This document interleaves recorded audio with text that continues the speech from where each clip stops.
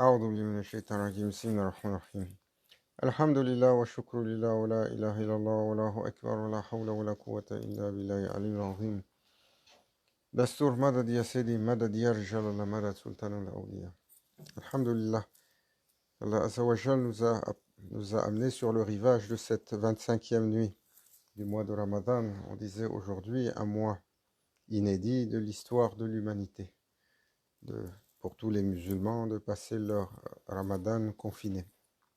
Mais un mois qui nous a permis également de se retirer, d'être en retraite de nos activités, d'être en séclusion, et pour beaucoup d'entre nous, de pouvoir revivifier l'esprit du Ramadan qui est un temps de pause. Et dans un moment de confinement et dans une réalité qui nous sied, la réalité des gens de la fin des temps, Akhir al-Zaman, des gens à la force très élémentaire. Aujourd'hui, on est en train de jeûner. Quand arrive une partie de la journée, quand on doit aller sortir pour marcher 10 minutes pour aller à l'épicerie, on trouve ça difficile et on oublie que les compagnons, Sahaba al-Kiram, radiallahu anhum, ont mené une bataille. Ils ont mené la bataille de Badr en plein milieu du mois de Ramadan, sans cligner des yeux, sans défaillir, au summum de leur force. Et parmi eux, Sayyidina Ali Karamallah Wajha, à lui seul, a terrassé la moitié des ennemis. Et il était de ceux qui disaient « J'aime le jeûne dans la chaleur la plus ardente de l'Arabie », alors qu'il met à l'épreuve le serviteur. Et dans sa soumission, Allah Azza wa Jal l'a libéré des contraintes excessives en protégeant son corps de toutes sortes d'éléments. Et notamment, Sayyidina Ali Karamallah Wajha, il ne sentait pas la chaleur, il ne sentait pas le froid. Et Allah sait quel autre état d'exception lui a été accordé pour ce qu'il avait à faire. Et aujourd'hui, mashallah, dans une nuit symbolique, Laylatul Qadr, comme nous disions, c'est la 25e nuitée des nuits où le prophète sallallahu alayhi wa sallam a dit « Cherchez-la parmi les nuits impaires ». Et cela, il faut se rappeler et souligner pourquoi est-ce qu'elle a été cachée parmi les nuits impaires.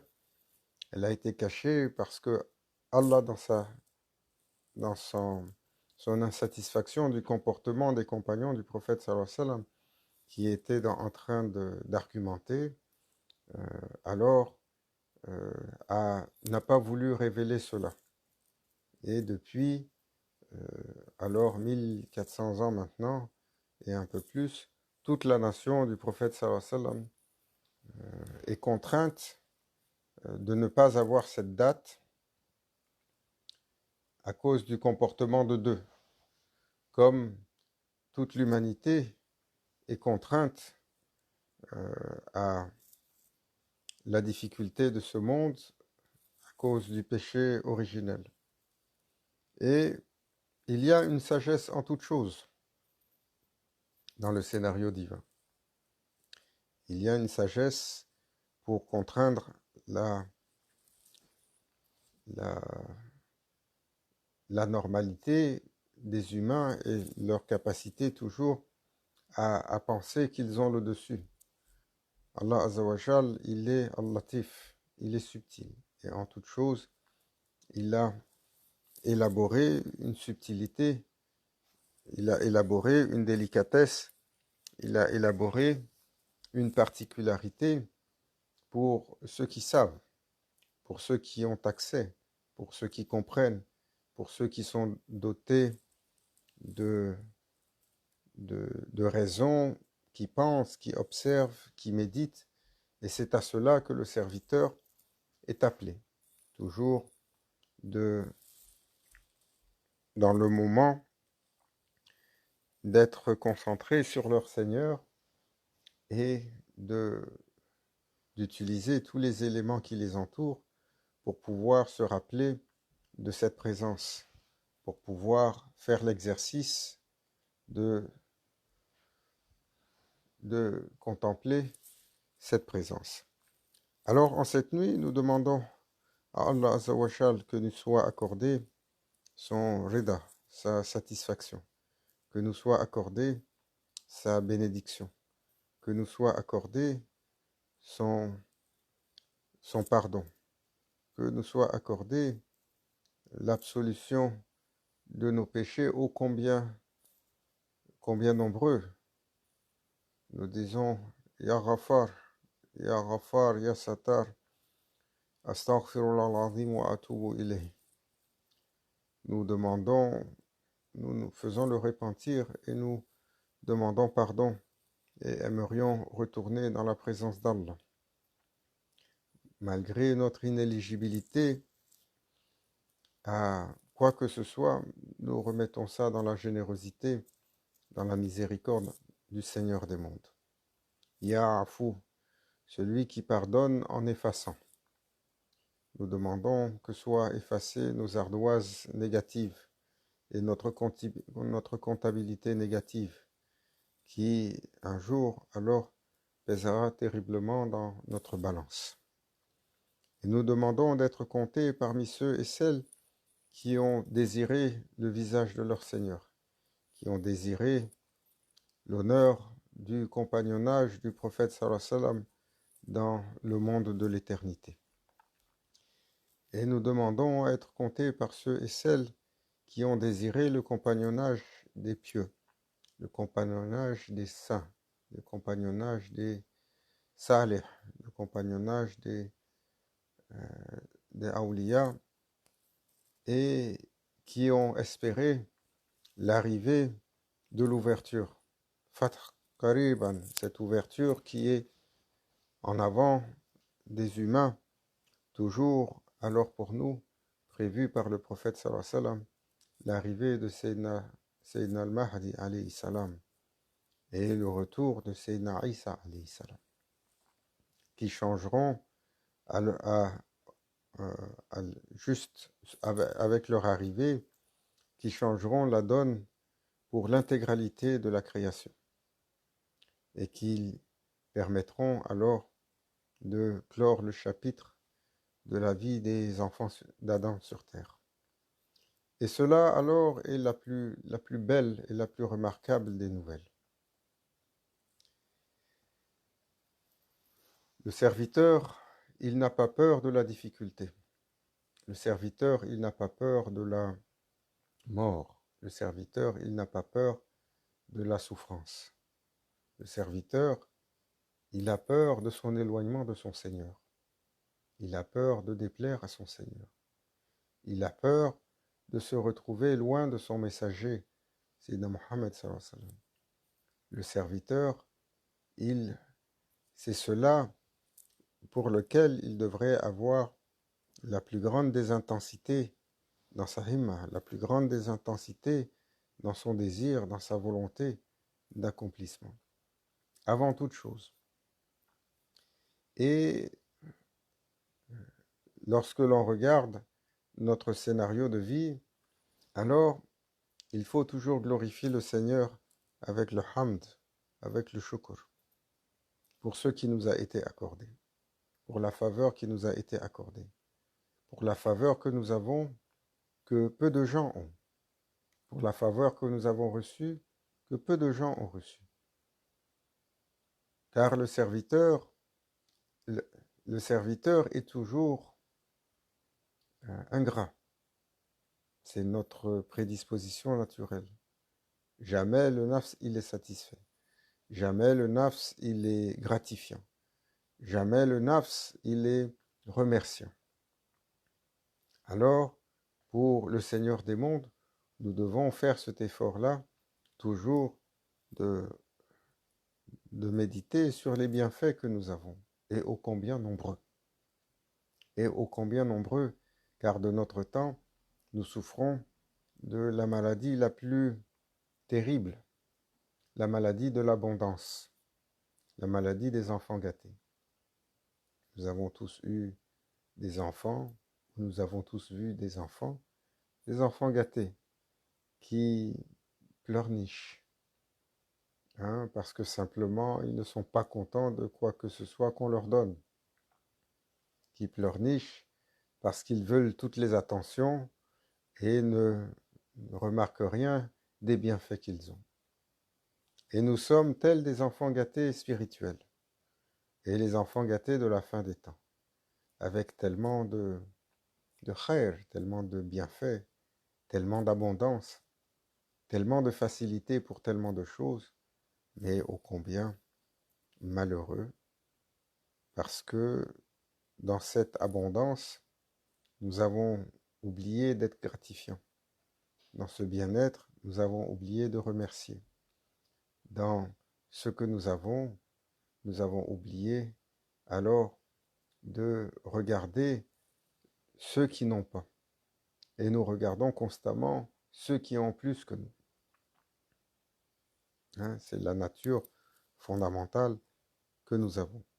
Et pourtant, dans le choix de toutes les créatures, aussi nombreuses qu'elles soient, et Allah sait quels sont leurs nombres, les créatures de cette création. Allah Azzawajal nous a manifesté parmi Bani Adam. Hein, vous et moi sommes des descendants de Sayyidina Adam, alayhi salam, des humains. Et Allah Azzawajal nous a attribué d'être le Kabiltu Ibrahim, alayhi salam, de la tribu de Sayyidina Ibrahim, alayhi salam. Parce que nous sommes restés sur le monothéisme, et c'est le titre qui va être scellé et étampé lors du jugement dernier, alors que ceux qui sont restés sur le monothéisme seront présentés à leur Seigneur.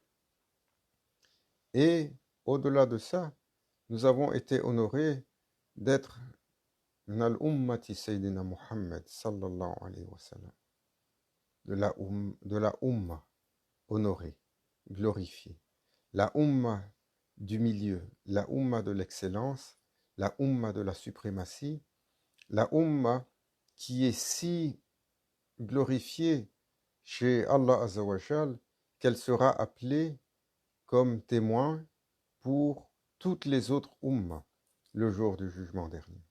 Ce sont les musulmans qui seront les témoins lors du jugement, qui seront appelés. Et au-delà de cela, Allah Azzawajal nous a favorisé d'être dans un temps, le temps du Akhir az-Zaman, le temps des derniers jours. Un temps si précieux, un temps si exceptionnel, un temps que les prophètes et les messagers d'un autre âge ont espéré avoir comme leur temps. Maulana Cheikh disait de la parole de grand Cheikh Abdullah Faiz Dagestani, combien de prophètes ont demandé à être dépossédés de leur titre de prophète, de leur titre de messager, pour être des simples serviteurs dans la Ummah du prophète sallallahu alayhi wa sallam. Combien alors ont demandé d'être dépossédés pour être de cette nation de la fin des temps, d'être des citoyens normaux dans cette période où les faveurs seront exceptionnelles. Aujourd'hui, nous venons d'accomplir la 24e journée de jeûne d'un mois sacré. Et tous les musulmans, entre l'Est et l'Ouest, qui ont cette faveur de pouvoir jeûner, se sont levés à l'aube, avec l'intention de satisfaire leur Seigneur, et ont soumis leur corps à la dure épreuve du jeûne, dans l'espoir de donner satisfaction à leur Seigneur, dans l'espoir de contraindre leur monture, dans l'espoir de diminuer la force de leur ego. Et il ne peut pas être égal celui qui est dans cette privation à la recherche du plaisir de son Seigneur et celui qui ne l'est pas. Et le serviteur qui s'est levé, alors qui a la possibilité de faire une sajda et de mettre son front par terre et de dire Allahu Akbar, de dire Allahu Akbar. Il ne peut pas être similaire à celui qui ne se prosterne pas et de celui qui ne fait pas la louange à son Seigneur. Il ne peut pas être sur le barème, le même barème, celui qui dit La ilaha illallah Muhammadar Rasulullah, à celui qui ne le dit pas. Il ne peut pas être sur le même barème celui qui fait la louange au messager d'Allah et qui obéit à ce commandement que Allah Azza wa Jal donne lorsqu'il dit Inna Allah wa malaikatahu yusalluna ala nabi ya ayyuhalladhina amanu sallu alayhi wa sallimu taslima. Lorsque Allah, le Seigneur des mondes, décrète que Allah et ses anges couvrent de louanges le messager et nous ordonne alors de le couvrir de louanges également. Alors il ne peut pas être égal celui qui a essayé de s'améliorer à écouter tous les jours la parole de son Seigneur, à réciter tous les jours la parole manifestée, la parole de lumière. Alors, oh quelle faveur et quelle grâce, quel bienfait, quelle surabondance. Nous avons majoritairement tous rompu le jeûne de cette journée et fait le iftar, et sur des tables garnies que même des rois d'autrefois n'auraient pas. Il y a parfois sur nos tables tellement de choix qu'on goûte à la moitié des choses et l'autre moitié on ne la touche pas. Tellement cette surabondance est importante. Et ô combien de facilité et de divertissement nous avons. Combien d'allègement sur nos peines. On disait tout à l'heure en entrée de jeu, juste aller au commerce à côté pour aller chercher quelque chose alors qu'on jeûne, on trouve ça parfois un peu difficile. Et on oublie que des peuples entiers ont connu la guerre, ont connu le chemin de l'exil, ont connu comme aujourd'hui. Combien de milliers de gens, combien de millions de gens ont des statuts de réfugiés alors qu'on est en plein mois de Ramadan et qu'ils sont dans des conditions difficiles. Pourtant, nous, qui n'avons pas ces conditions, qui sommes majoritairement, nous qui nous écoutons ici dans des pays où il n'y a pas la guerre, ou dans des espaces où est-ce que il y a des états de droit, ou dans des espaces, à l'exception de ce Covid-19 qui n'a eu que comme ségrégation cette fois-ci, que de ségréguer entre les pays occidentaux et le reste du monde. Et beaucoup trouvent là-dedans qu'il y a une explication scientifique, ou qu'il y a une explication rationnelle, ou qu'il y a une explication logique. Et nous oublions qu'au-delà de toutes les manifestations, alors il y a le décret divin. Et nous oublions, Mawlana Cheikh, tout à l'heure, j'étais en train de regarder et je suis tombé sur une sorba qui avait été envoyée il y a presque 10 ans, où Mawlana Cheikh Nazim parlait. Et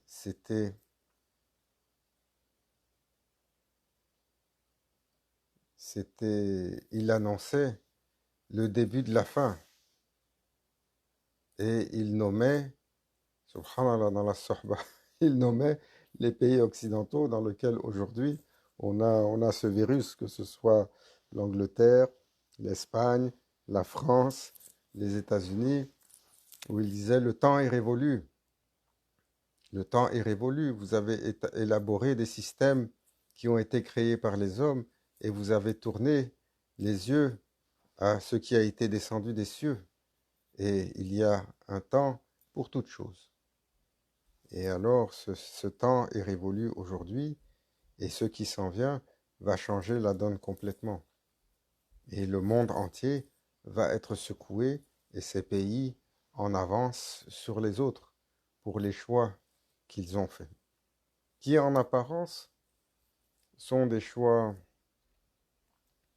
on nous inculque cela, sont des choix libres pour un khair.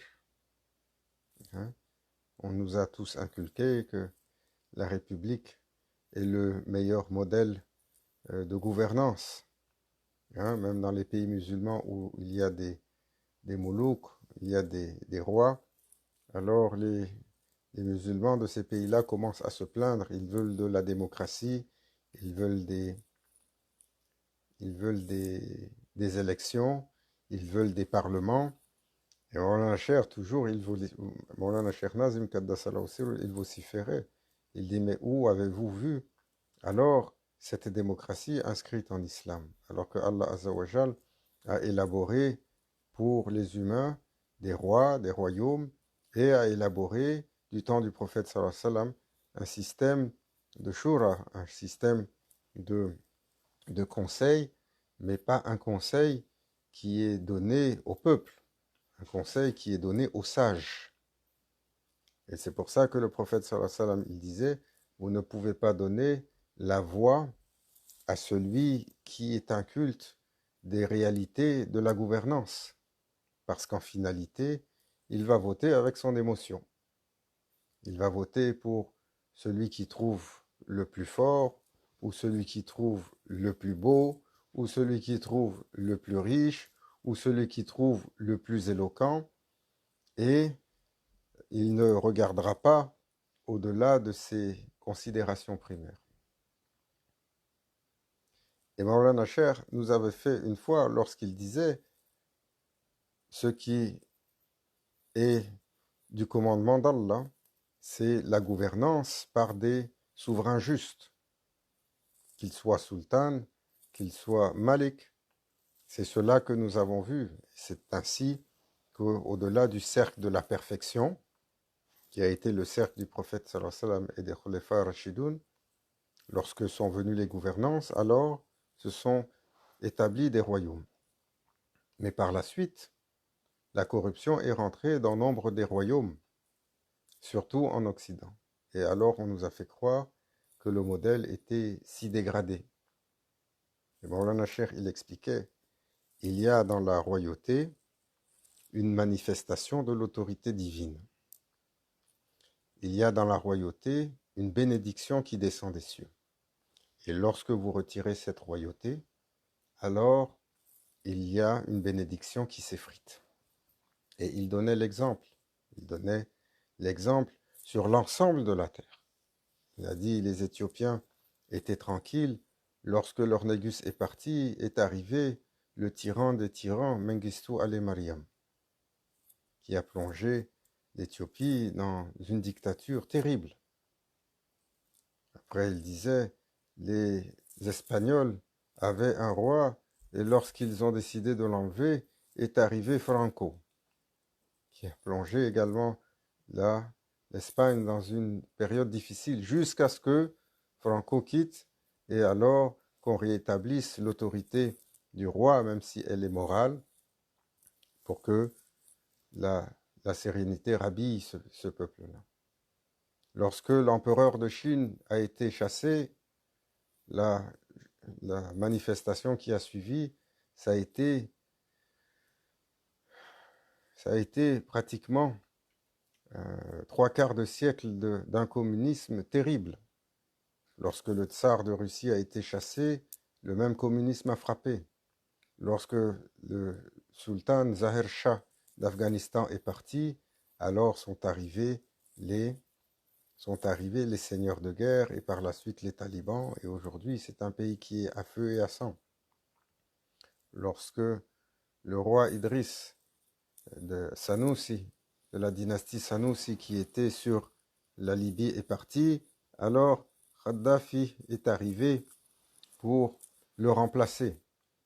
Et il était acclamé par des gens qui disaient Kadhafi, il est mieux d'avoir Shaitan que d'avoir notre dirigeant Malik Idriss Sanoussi. Hein, c'était un slogan dans la rue. Et Allah Azzawajal les a entendus et leur a envoyé une caricature. Une caricature.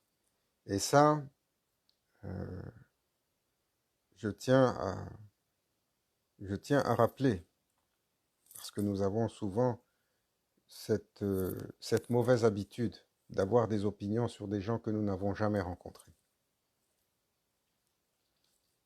Et nous avons énormément d'opinions sur beaucoup de gouvernants du monde ou de gouvernants du monde musulman, surtout lorsqu'il s'agit des gouvernants d'un certain nombre de pays arabes, de cette période du panarabisme, et on oublie que nous ne les avons pas rencontrés. Nous ne les connaissons pas. Nous n'avons ni mangé avec eux, ni partagé le voyage avec eux, ni partagé 3 jours sous leur toit, et nous les avons vus à travers des médias, à travers ce qu'on a dit d'eux. Et au lieu de se poser la question, quelle est la satisfaction d'Allah pour telle ou telle personne, nous disons, ah, moi je le supporte et je suis content avec lui pour cela. Hein, comme on a toujours une fibre rebelle en nous. Hein, les humains ont toujours été heureux de supporter Fidel Castro parce qu'il tenait pied aux, aux gringos américains et ainsi de suite. Mais cela ne rendait pas l'individu plus noble dans sa personne, ou plus noble dans son caractère, ou plus noble dans son comportement. Combien de choses il a fait qui ont déplu à son Seigneur. Combien de choses il avait dans son caractère qui n'étaient pas de la bienséance des cieux. Nous ne savons pas. Mais nous élaborons des opinions sur ce que nous pensons. Et donc, pour cela, Roland Cheikh rappelait, le plus important, c'est de dire Allah alam, Allah c'est mieux, comparativement à cela. Allah c'est mieux. Et ce n'est pas parce qu'un tyran est oppressé par un autre tyran ou est oppressé par l'Occident qu'il doit devenir pour nous un héros. Qu'il doit devenir pour nous un héros. Pour ne pas rentrer dans les politiques, dans la polémique, on ne fera pas. Nous laissons beaucoup de ces dirigeants aujourd'hui nous ont quittés. On laisse leur jugement chez Allah. Mais les awliya, leur regard ne se trompe pas. Et les awliya, Maulana Cheikh toujours, il disait, avant que Dajjal, Saïdou Billah, n'arrive, la terre va connaître 30 petits Dajjal. Et parmi ces 30 petits Dajjal, nombreux sont ceux qui vont venir du monde musulman.